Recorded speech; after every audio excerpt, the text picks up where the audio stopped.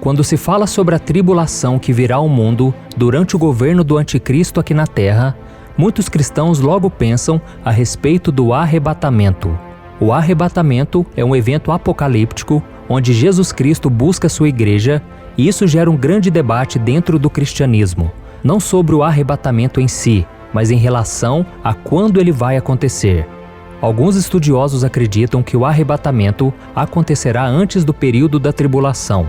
Outros acreditam que acontecerá na metade desse período, ou seja, depois de 3 anos e meio, e o terceiro grupo acredita que os cristãos enfrentarão tudo o que acontecerá durante os 7 anos de governo do anticristo sobre a terra.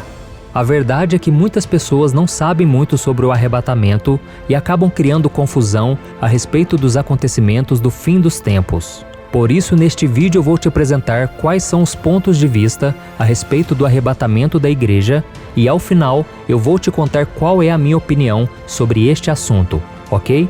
Mas antes de começarmos, eu quero pedir que você já deixe o seu like, se inscreva no meu canal e ative o sininho para você ser avisado pelo YouTube sempre que eu colocar um vídeo novo. Todos os dias eu tenho colocado vídeos novos com orações, mensagens de fé, tudo para te ajudar na caminhada com Deus. Então venha caminhar junto comigo todos os dias, ok? Então vamos lá. A primeira visão é a visão pré-tribulacionista. Essa corrente de pensamento acredita que a Igreja de Cristo será arrebatada antes da grande tribulação. Para esse grupo de cristãos, assim que o anticristo promover um grande acordo de paz entre as 3 maiores religiões do mundo e se tornar o homem mais popular do planeta, todos aqueles que entregaram suas vidas a Cristo e o reconheceram como Senhor e Salvador subirão ao céu de uma hora para outra e serão poupados do sofrimento que virá.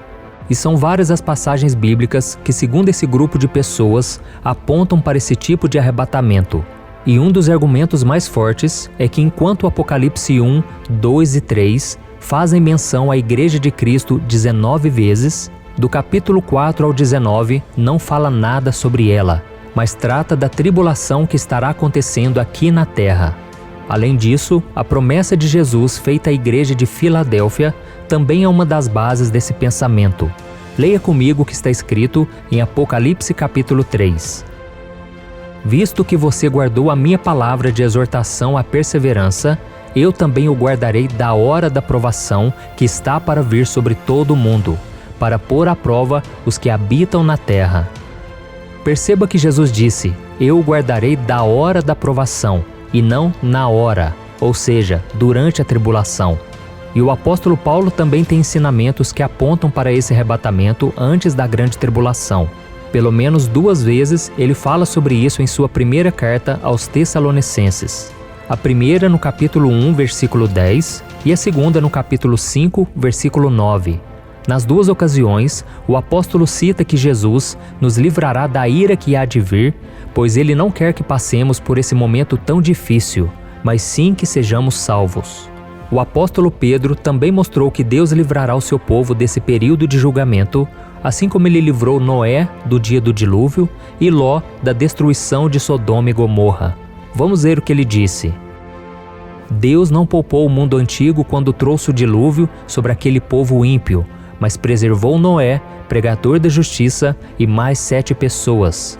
Também condenou as cidades de Sodoma e Gomorra, reduzindo-as a cinzas, tornando-as exemplo do que acontecerá aos ímpios.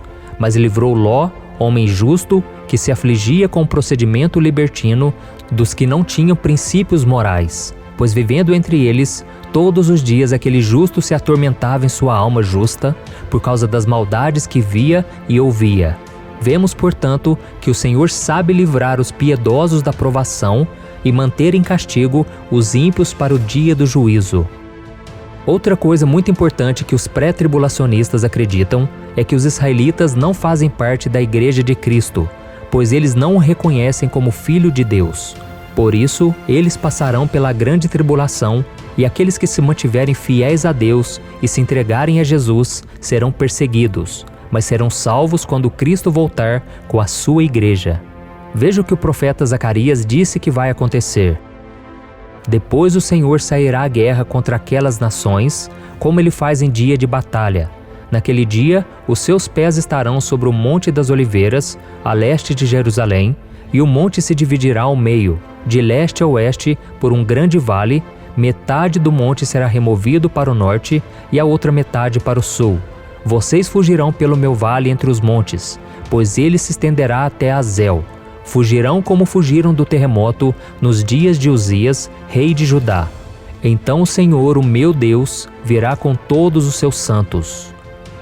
Olha isso, irmãos. Se todos os santos, ou seja, os cristãos, virão com Jesus para salvar Israel e derrotar o mal, isso quer dizer que a igreja já terá subido antes.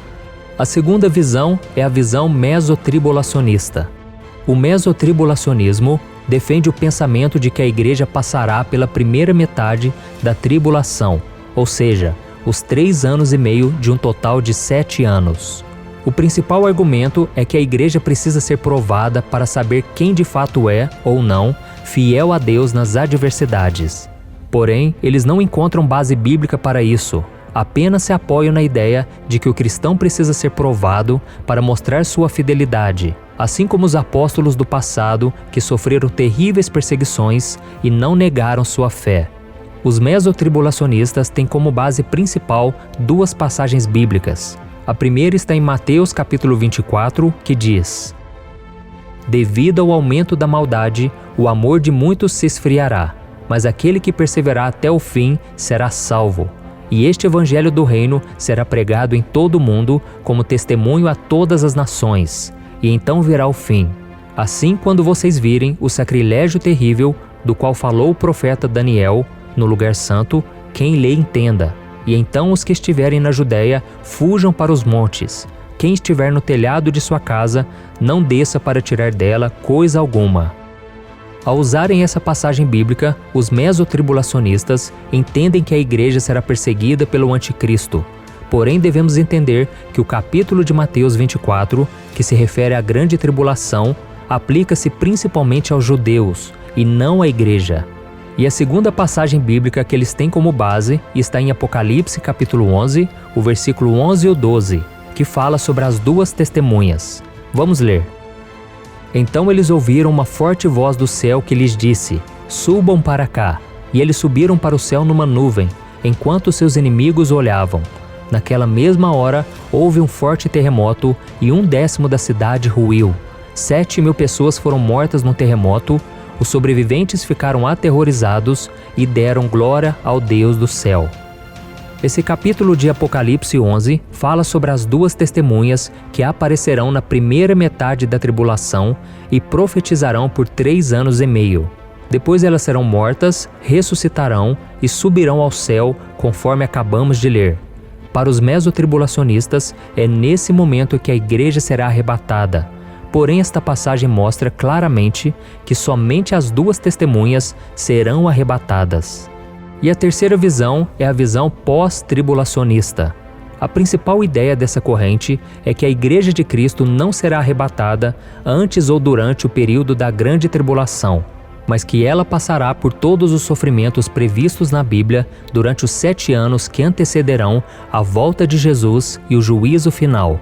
Essas pessoas também acreditam que, por mais difícil que seja, os verdadeiros cristãos suportarão toda a dor nesse tempo, graças ao poder e à misericórdia de Deus. Eles defendem que o arrebatamento acontecerá no final, ou perto do final, da grande tribulação. A igreja irá encontrar com Cristo no ar e em seguida retornar à terra para o início do reinado de Cristo. Em outras palavras, o arrebatamento e a segunda vinda de Jesus para estabelecer o seu reino acontecerão quase simultaneamente. Os pós-tribulacionistas acreditam que a grande tribulação não se trata apenas da ira de Deus contra os pecadores, mas também a ira de Satanás contra os santos, que é a Igreja de Cristo. Vamos ler uma passagem de Apocalipse 13, muito utilizada como argumento do pós-tribulacionismo. A Bíblia diz: Aquele que tem ouvidos ouça. Se alguém há de ir para o cativeiro irá. Se alguém há de ser morto à espada haverá de ser morto. Aqui estão a perseverança e a fidelidade dos santos. Um outro argumento dos pós-tribulacionistas é que Jesus, quando ele falou sobre o final dos tempos, ele disse que voltará depois de uma grande tribulação. E no livro de Apocalipse, com todas as suas profecias, menciona apenas uma vinda do Senhor, e isso ocorre após a tribulação. Além disso, a ressurreição dos mortos, em Apocalipse 20, versículo 5, é chamada de a primeira ressurreição. Então eles afirmam que já que esta primeira ressurreição ocorre após a tribulação, a ressurreição associada com o arrebatamento, que está em 1 Tessalonicenses, capítulo 4, versículo 16, não pode ocorrer até então. Então, para concluir, se você esperou até agora para saber qual é a minha opinião sobre o arrebatamento da igreja, eu vou te contar. Eu acredito que nós cristãos, que amamos a Jesus e o servimos de todo o nosso coração, seremos levados ao céu quando o anticristo for revelado, ou seja, antes de começar a tribulação. Eu acredito que nós não passaremos por esses 7 anos aqui na terra, pois a Bíblia diz que quem está em Cristo não está sob condenação e nunca experimentará a ira de Deus, e sim estará na glória com o nosso Senhor e Salvador, que entregou a própria vida na cruz para nos libertar e nos salvar. Mas eu respeito as outras duas correntes e acredito que o foco do cristão deve ser pregar o Evangelho, preocupar-se com a sua salvação e não ficar discutindo ou criando contendas. A Bíblia diz que a volta de Jesus será com poder e grande glória. Sabemos que durante a primeira vinda de Cristo, ele veio de forma humilde, foi rejeitado e desprezado pelos homens. Mas um dia ele voltará como Rei dos Reis e Senhor dos Senhores. Neste dia, o mundo inteiro verá e saberá quem realmente Jesus é. Amém? Por isso, independente se o arrebatamento for antes, durante ou depois da grande tribulação, nós devemos estar sempre preparados, todos os dias, até chegar o momento em que seremos levados para o céu, onde viveremos ao lado do Pai por toda a eternidade. Amém? Eu sou o pastor Antônio Júnior. Se você gostou dessa mensagem, compartilhe com seus amigos, familiares e se inscreva aqui no meu canal. Deus te abençoe.